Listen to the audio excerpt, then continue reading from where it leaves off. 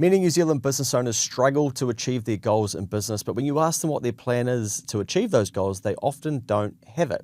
So in this video, we're going to go through how you can put a business plan together in New Zealand. Now, a business plan is 2 words, but it can be so confusing for people, and it can depend on what stage of business you are at, because some people will be looking at creating a business plan to start a business and to seek funding, where others will be doing a business plan to achieve more with their established business. Now, to start with, we're going to talk more about the established business and keep it really simple of what it is that you need to be thinking about when it comes to a plan. Then we will touch on starting a business from scratch, but building out a plan for a business that you're starting from scratch, often the plan can be completely irrelevant and not actually end up like anything that the true reality of running that business can be. However, for both the business getting started and the established business, a lot of the key concepts are the same thing, and we like to keep them very, very simple.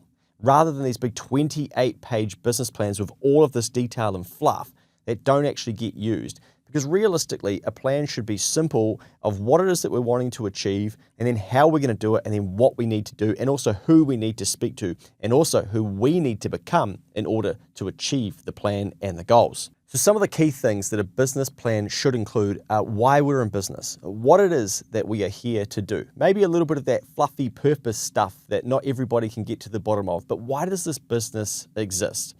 And then what do you want to achieve over a 5-year window? And really get clear on that and get excited and go blue sky and think, okay, if anything was possible, what would that be?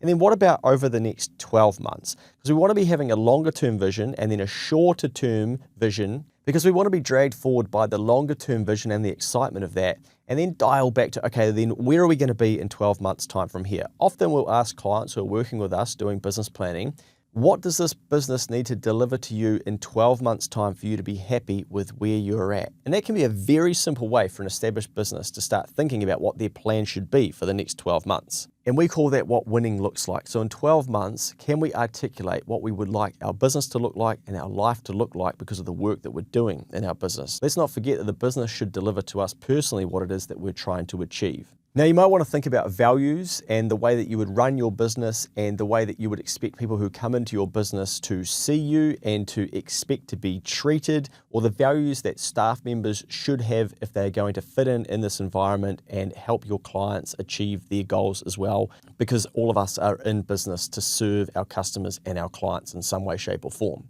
Now, most business owners miss this one, and this is things to measure. What are the key things? We call them needle movers. What are the needle movers in your business that you need to be tracking? It could be gross profit, it could be number of outreach, it could be conversion on a website landing page, for instance. It's going to be unique and specific to each individual business.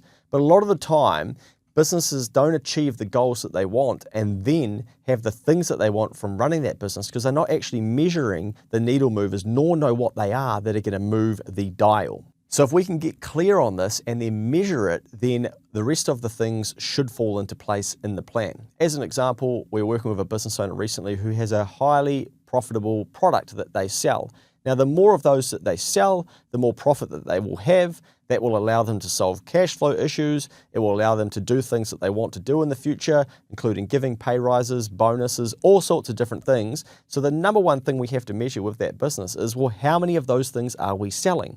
And then from there, what are we doing to increase those sales? So we know a break-even sales point of those items to then achieve the things we currently want to achieve. Then we can start to map out, well, if this is what we want to achieve over here, how many of the items do we need to sell? Then once we get clear on that, we can figure out, okay, how are we going to generate that sales activity to ensure that it happens? Now, somewhere along the line in that plan, the margin will get squeezed, there'll be a hurdle, and we'll fix that. But the key thing that the business owner has to go back to is selling more of those units and tracking that they're actually doing it. And why it's key to do this is often business can fluctuate. So even in our business, our inquiry can drop off in November, but our marketing doesn't, our outreach doesn't, our emails don't, the spend on marketing doesn't, the number of podcasts we do, the content that we create, it all stays the same. And then eventually the numbers smooth back out. So February or December may over-index, but it'll smooth out that slowdown in November.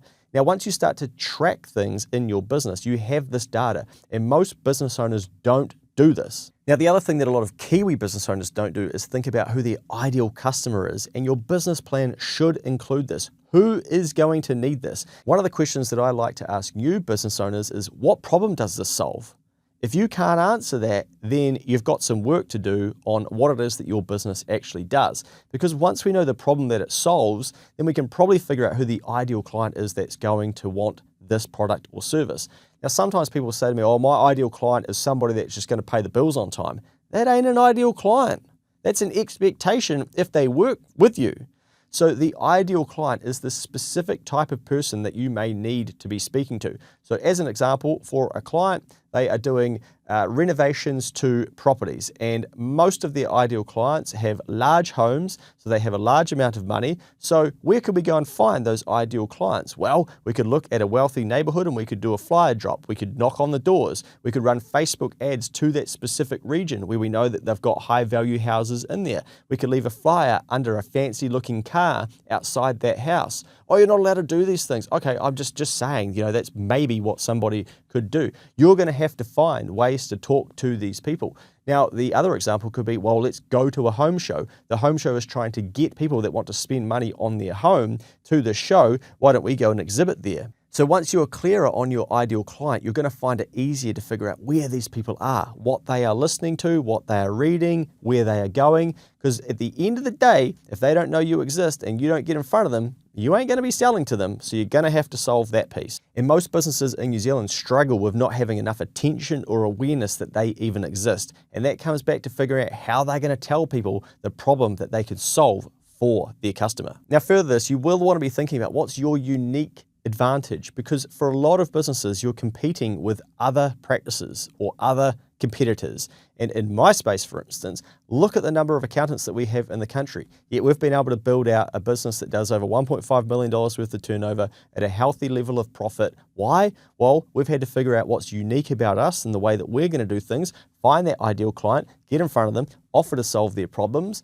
But why don't they just use somebody else? Well, they could. So wouldn't it be a bad industry to start a business in because there's already so many accountants? Well, we've got to figure out what our unique difference is. And that's the responsibility of the business owner, to figure that out and communicate it and stick to it and find the people who value that and then sell that value to those people. So just because a market is crowded doesn't mean that you can't go in there. Use your unique advantage. And a lot of the times in this day and age, it comes back to brand. And that's one thing that a lot of Kiwi business owners won't spend money on. They won't even do marketing. They'll rely on word of mouth. They'll do a little bit of B&I, a little bit of this, a little bit of that. Oh, but they won't do it consistently. Haven't you noticed that the big businesses spend a lot of money on brand and they become the option that people think about? So have a think about branding as well and what you're doing in that space. That could be an action item for your business plan on the action side rather than the overall plan. And that leads us nicely into the old SWOT analysis. If you went to university, you're probably familiar with strengths, weaknesses, opportunities, and threats. Okay, it all gets a little bit too boring at that stage, but you should be able to figure out where are your threats coming from. And then also, what are your weaknesses? It's all good to have a few weaknesses. We all do. Now, what are your strengths and what are your opportunities? Let's spend more time over on that side. But one of our strengths would be the branding that we've created around our business. You should be able to figure out what those things are. We all have opportunity in our business, and especially in an established business, it's normally sitting in your past customer list. When was the last time you spoke to all of those people? Oh, that could go on the action item list as well. Nice one, Luke. Thanks for that. So have a think about what you're very good at and what the opportunities are that you could be sitting on.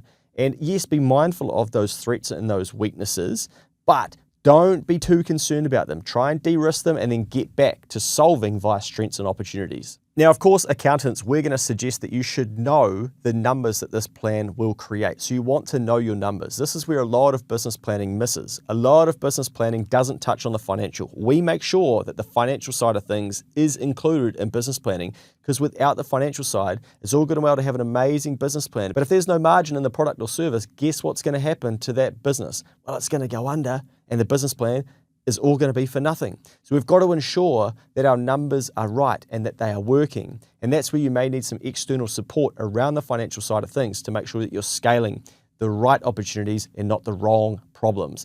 So work backwards from what is the amount of cash you would like to have in your hand every month.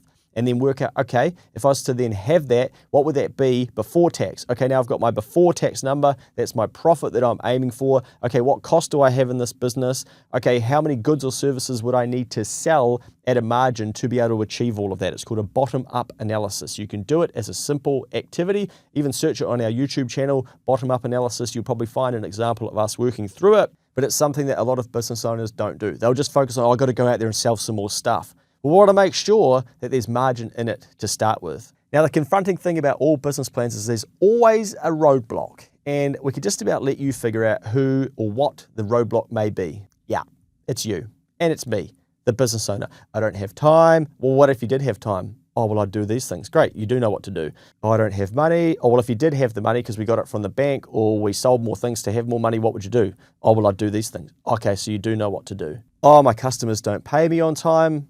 Oh, okay, so what could we do to ensure that they pay them faster? Oh, I could ring them up. Are you doing that? No, I'm not doing it. Oh, so maybe you're the roadblock. All right, our roadblock is we don't have enough clients. Okay, what are we doing to go and get more clients? Well, nothing at this stage. Okay, you see where this is going? So a lot of the time we have to take ownership and accountability and responsibility that we are the problem inside our business, and we may not be willing to do the work that is required.